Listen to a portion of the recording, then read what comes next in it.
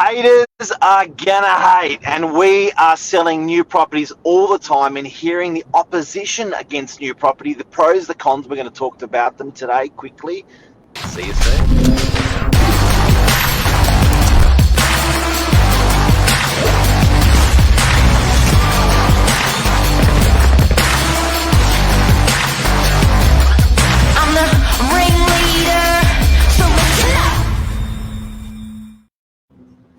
Good morning, Mark. Hey, how are you? Top of the morning. Controversial topic. Oh, mate, it is. We get smashed on this as real estate agents with because we're sort of part of new developments. We witness them, we facilitate them, we guide developers, we guide purchasers into them, we sell for them. Like, it's a touchy one, hey. I think, look, it's something that's always happened. When you even look at old buildings, they were new developments once upon a time.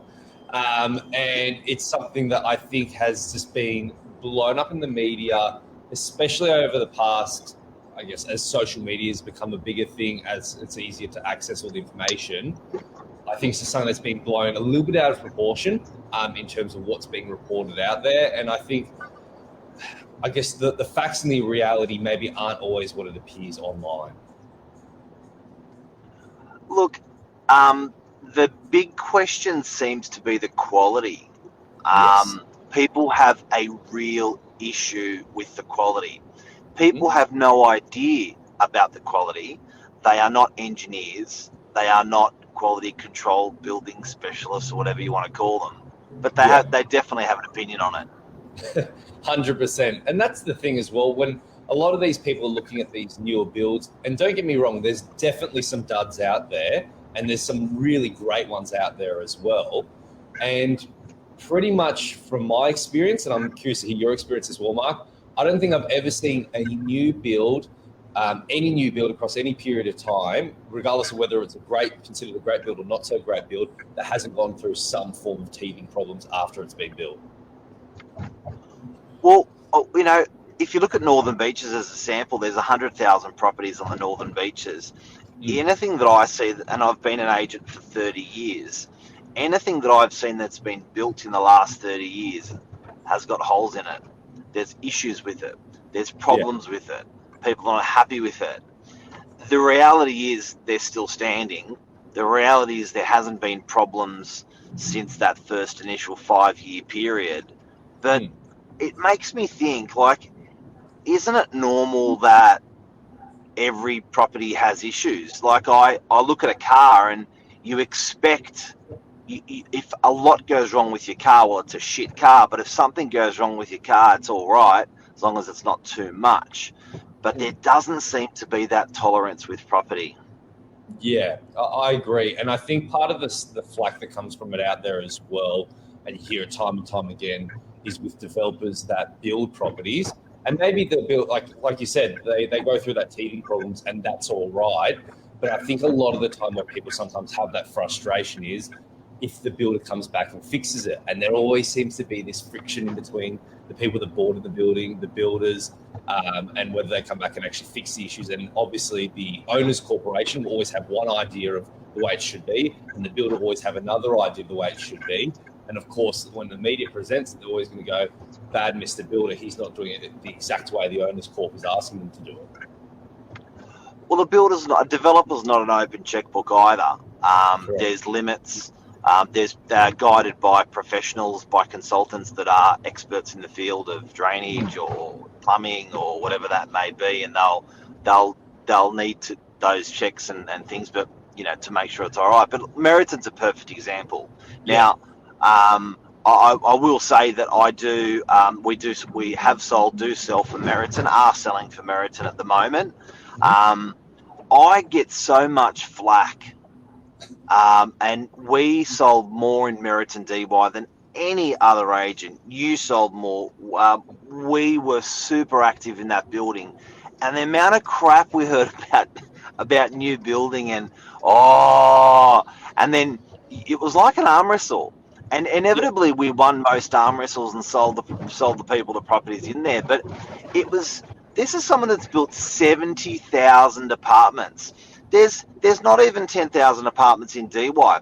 It's probably more apartments than what's in the entire CBD of Sydney.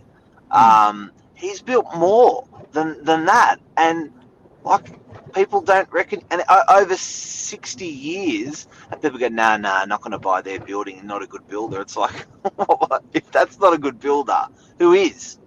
Yeah, very, very true. And it's really interesting as well. When we were selling a lot of these ones off the plan, guys, the amount of people that I spoke to that end up buying in that building that just were not open to the concept of a newer build. They went, nah, I don't want to touch it. I've heard that there's things in the media and I'm worried of what this, that. And when they come through, they fall in love with it. It works. There's a reason why these newer builds do well. There's a reason why they command premium prices for it, because they're moving the way that people want to live. And the difference is a lot of these older blocks around, let's say, DY or Northern Beaches suburbs, they're great. But they were built 40, 50, 60 years ago, designed for a way of living then. These newer builds now, they're designed for the way people want to live now. And I found it really interesting because now looking in hindsight, now that building's been done about 3 years now, it continues to get big premiums and people want to be in there even more than when we were first building it. But Michael, on the approach, people bloody hated it. Correct. There was a lot of planning. In the planning stages, no. And it's almost like, guys, you just got to get used to this, because with it seems like looking back, and look, I'm not speaking for all parts of Sydney and all developments. I'm just saying from what we've seen as real estate agents, observers, and from that aspect, like we look at DY, people were absolutely ropeable, but they didn't want to see a property like that in the area. I haven't met one since it was built that isn't over the moon with what that development's produced.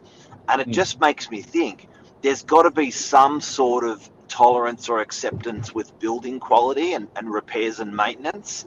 There's got to be some sort of tolerance and acceptance with developing in an area, because generally it's either 0 out of 10 or 10 out of 10. 0, we hate it, we're opposing it, or 10, it's built, it's pretty good. Well, that's the thing. I just think, and I think they're moving in the right direction in terms of the regulations around it. All you want is for someone who's building it to be like someone. It's nice, like when you see someone like Meriton, because they've got a track record with it, so you know that. And for example, in this new building, they have come back when there's been defects. Like every new building, they've come back and they've fixed it. Amazing. You just want to know that when you're buying into a new build, it's not going to fall over on you like one of those extreme examples. And then obviously when there are teething problems, that what the right thing is to do gets done.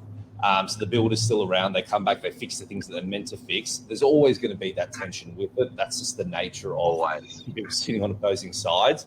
But one big thing that I was thinking about before is, as much as I guess all the people out there that are anti-new development, what happens if we cut out all new development? We don't build any new housing, any new apartments. What happens then? Property prices go up. We're stuffed.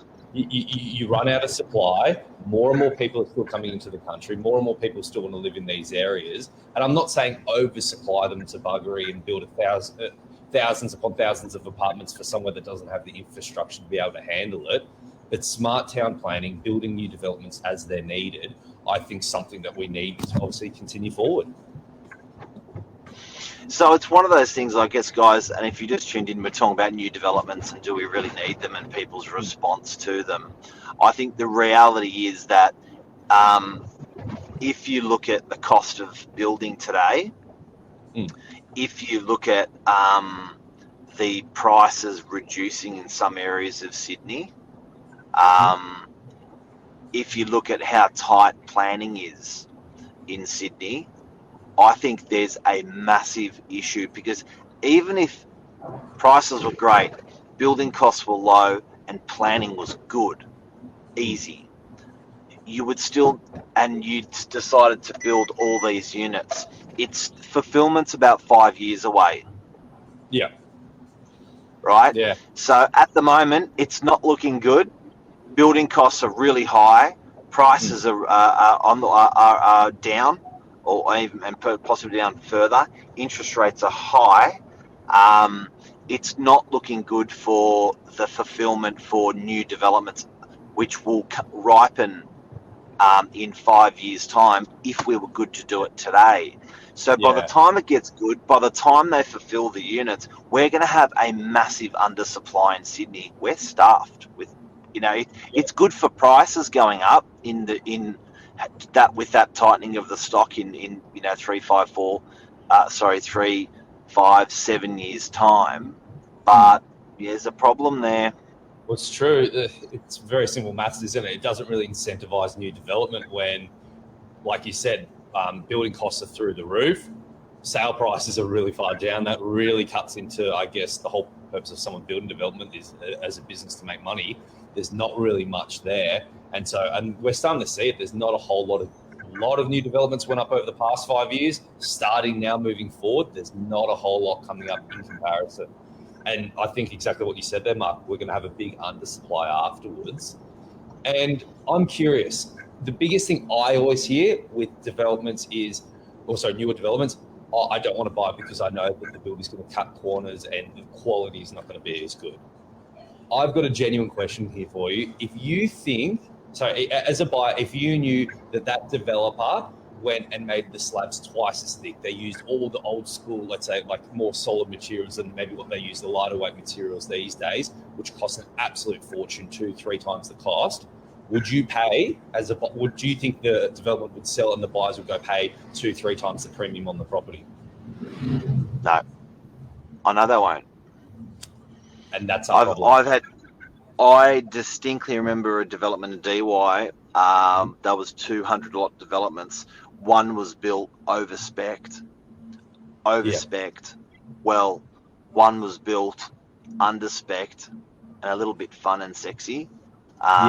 The guy who over-spec'd flushed his money. Because they both sold for the same prices.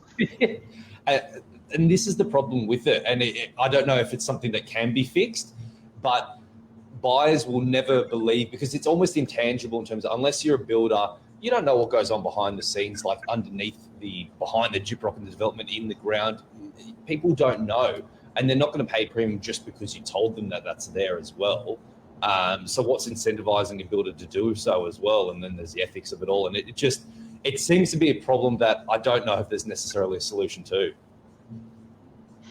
Look, it's equity comes with clean hands. Builders are building to spec. Right. So they are building what they can sell and what they can profit on. If they feel there was a higher profit margin on a higher quality development, they will do it. But if you look on balance to the stuff that's being delivered into Sydney, they don't want to spend too much. They don't want to spend not enough. There's actually a fine art and a fine balance to it already. And I think this is the best of the best. Like if you're a developer spending 20, 30, 50 million on a development, you don't go in and ignore, all the feedback that you get from the public, from agents, from everyone. You sort of listen and make the best decision to make a profitable development. So these guys are clever. They're not muppets. They're tailoring to the market, and the market doesn't want double the thickness slabs. They will not pay for it. The builder will not build it. They'll complain about it, but they won't. They don't want to pay for it. They'll complain about it. Correct. And look, like any industry, it's not perfect. There's definitely duds out there. There's definitely great ones out there.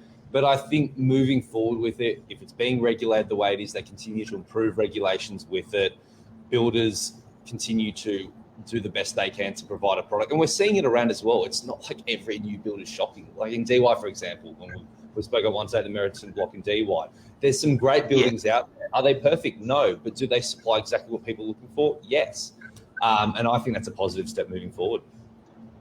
Look, I know it. Like, I know the joke. The joke's on concrete slabs, double the concrete slabs. But that's the thing you always hear about. That's the biggest one you hear from buyers. That's the biggest thing you talk about, the quality development. How thick's the slab? That's probably one of the biggest ones. So Harry Triguboff, a speech that he did in DY, fact. They have never poured so much concrete into a building than what they built in the Lighthouse in DY. Fact. Yeah. People still have a problem with it. And it's like, dude, you got no idea. This is strong. This is a really good, strong building. There's more concrete in this joint than anything the biggest builders ever built.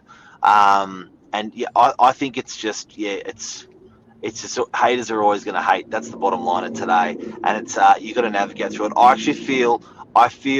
I think it's probably we're at the point of being over-regulated in the marketplace with building now. If you look at the amount of buildings that are pulled up and the amount of buildings that are built, it's a minority of the number. You know, I think worldwide we've got a pretty goddamn good standard of build. You know, for most parts in the world, where we are already a highly regulated country with everything else, and it's definitely like that in building. Well, that's the thing. You want to protect the consumers, but you also want to keep the incentive there for the builders to keep building, because exactly like what you said before, if they stop building, there's bigger problems that go around the corner. It's happened. They're stopping. They've stopped. The pipeline in Sydney and some parts of Australia is not looking good. Like Luke mentioned, there's 300,000 people coming in the next 12 months to the country. They have to live somewhere. We have a good whinge about petrol prices. This is much bigger than petrol prices. You may put $50 or $100 in your tank a week or more, but your mortgage is a hell of a lot more than that. So, or your rent is a hell of a lot more than that. Your rent can be $500, $600, $700 a week, and your mortgage can be $1,000 a week. So I think we've got to be really, really careful about that affordability, and new developments, new land subdivisions. They really are a necessity if we have migration like we have migration. 100%. You can't tell, guys, we're very passionate about this. It's a dangerous topic as well. Like we don't want to tread on people's feet, but the reality is, you definitely need it. We've got to keep trucking. 100%. You definitely need it. We see the view from both sides. It's about finding that balance. It's never going to be perfect, but it needs to happen. That is the bottom line. Exactly how you do it, that can be argued, but it needs to happen. Thank you. Thank you, Mr. Silic. Thanks for watching, everyone. Take care. Thanks, guys. See ya.